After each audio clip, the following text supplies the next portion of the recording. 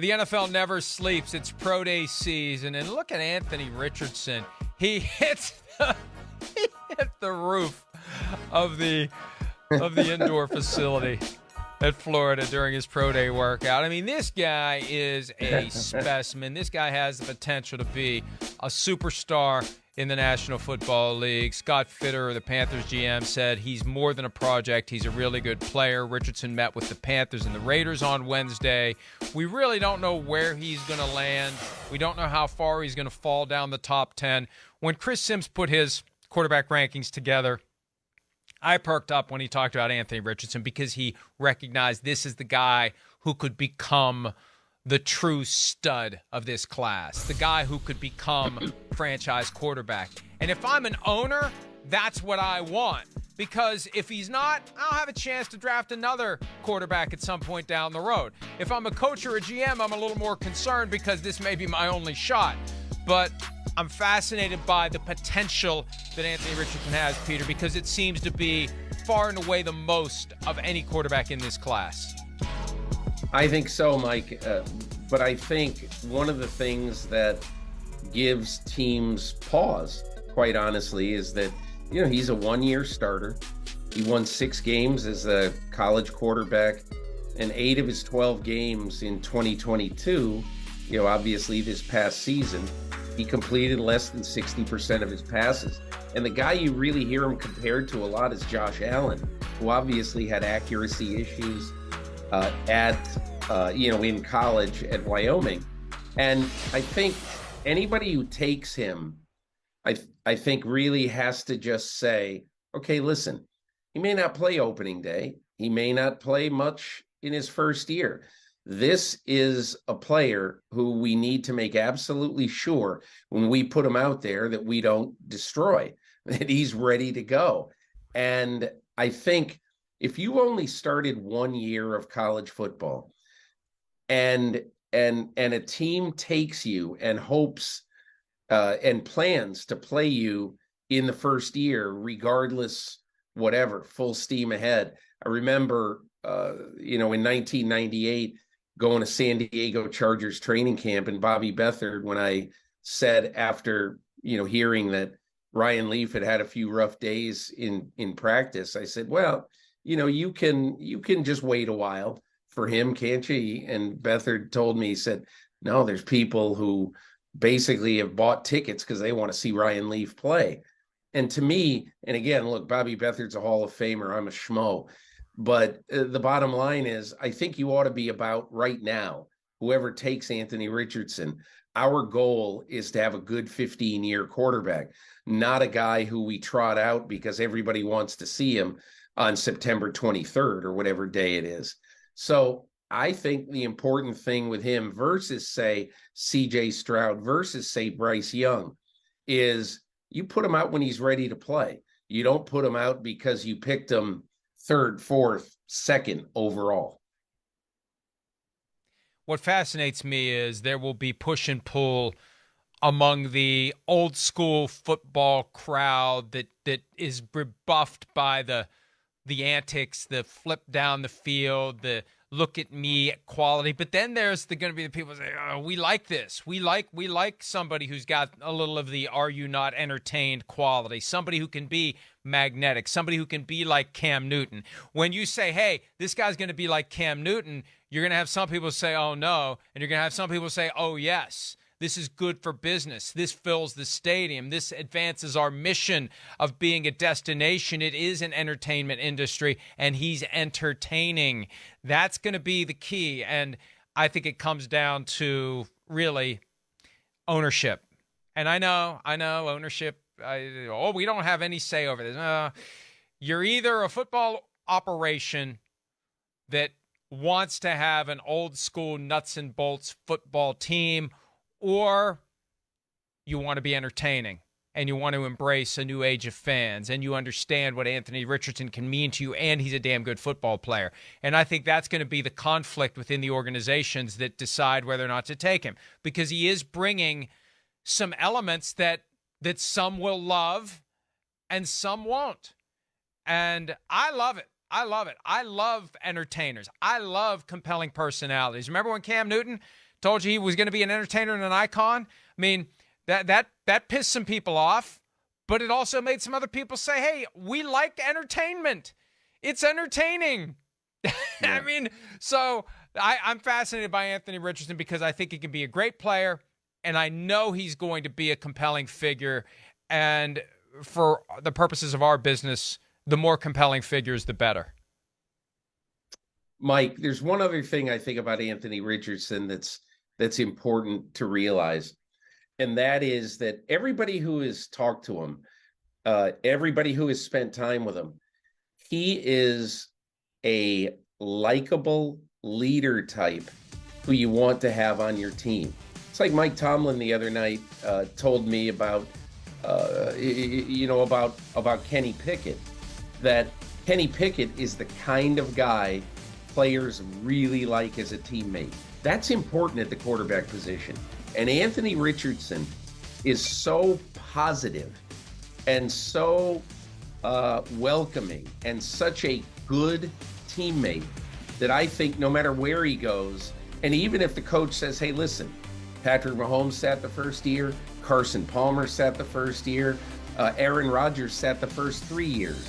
So if you end up sitting your first year, that's a positive, not a negative. And look, I don't know where he's going to go, but Mike, you said something earlier, and it really sparked something in me. I think right now the sweet spot in this draft is the number 3 overall pick with the Arizona Cardinals. And the reason that is the sweet spot is that everybody looks at the Indianapolis Colts. Zach Kiefer, the Athletic, theorized recently that the greatest thing that could happen, or one of the things that is logical to happen, is that the Colts could go somewhere else at number 4, maybe even trade down, and however far they traded to, they could take Hendon Hooker at Tennessee. He's a little bit of a project, and who knows when he'd be ready to play. He had ACL surgery, I think 4 months ago. And so who knows when he'd be ready to play, but he might be a 2023 project while someone else quarterbacks your team. But I only mention that because I think it's absolutely kind of the story now that the Arizona Cardinals need bulk out of this draft. And if you look at where the Cardinals are, obviously they didn't do great in free agency. And they right now have, I think, the 3rd and 34th pick in this draft. Imagine if they were to be able to trade down to pick a team, Seattle, Tennessee, whoever really loves Anthony Richardson. And I don't know who loves him right now. But imagine you get to trade down and maybe even trade down twice, and you're able to pick up, let's say, 3 more picks in the top 60 or 70. And if I were the Cardinals, I would want the hype train for Anthony Richardson to be rolling down the tracks, because that can only help them get better. And Mike, we talked earlier in this show about what happens if you actually take Lamar Jackson on your team.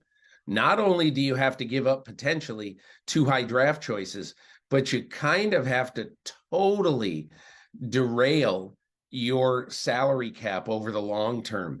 And so then it becomes a situation where you absolutely need mid-round, late-round picks, not only to turn into usable players, but into starters, because your cap then is so bloated by one position that you need other guys, lesser picks, like the Rams did with guys like Nick Scott, in having them become above average starters in Scott's position at safety.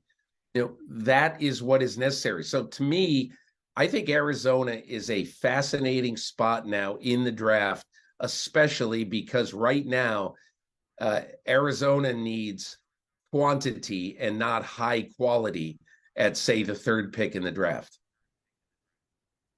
As you were saying that, I just had a flashback to 2017. The Chiefs spring up out of nowhere to number 10 to get Patrick Mahomes. The Texans spring up to number 12 to get Deshaun Watson. I feel like as we focus on these teams in the top 10 that we know are looking for quarterbacks, there's going to be someone plotting a move, maybe as high as number 3, someone we're not thinking about, that falls in love with Anthony Richardson, that has an owner that wants that quality, that wants that charisma, that wants that entertainment in his or her stadium. And it's all going to come together. And as we're watching the draft 3 weeks and 6 days from tonight, there's going to be that moment where we say, oh my gosh, here it is. Here's the team that we weren't thinking about that loves this guy and has to have him and is making the investment to go up and get him. So even Mike, if you're giving up multiple draft picks to do it. You know why you're right in this case? I didn't write this at the time. It's a kind of a nebulous thing, and it's not anything that I feel is likely to happen or anything like that. But I do know this, that when the Chicago Bears were considering trading down, there was one team that engaged Chicago from much deeper down in the first round. And I can't tell you right now, was it Washington at 16? Was it Tampa Bay at 19? I can't answer that question. Or was it somebody even lower? I don't know what team it was. But the fact that I've had in the back of my mind that there was a team past number 9 that at least engaged the Chicago Bears briefly about this, I wonder if that is the team, wherever it is, that could put an offer together to get up to number 3. And you might say, okay, well, all right, Tampa Bay at number 19, let's just say. And I doubt it's them, but who knows? Tampa Bay wants to go from 19 to 3 to get the home state quarterback. Well, at that point, the Arizona Cardinals would pick up probably future first-round picks, not only at number 19, but in 24 and 25 as well. So there is the possibility that the Arizona Cardinals, in my opinion, if they're willing to go pretty far down, might be able to engineer the kind of trade that could be very, very good for their team in 24, 25, 26, and not so good this year, because it would mean that they would be passing on Will Anderson, who might be a pass rusher for the ages out of Alabama. And you mentioned the Bears. It makes me think of a couple of years ago. Even though the regime is different now in Minnesota, the Vikings were all over Justin Fields and ready to take him as the successor to Kirk Cousins 2 years ago. I can't help but wonder whether or not the new Vikings regime is thinking Anthony Richardson could be the successor to Kirk Cousins, because remember, he's under contract for 1 more year and he's a free agent in 24 with no ability by the Vikings to keep him on the team. Hi, it's Mike Florio. Thanks for watching PFT on YouTube. Hit subscribe for the latest news and analysis from Pro Football Talk.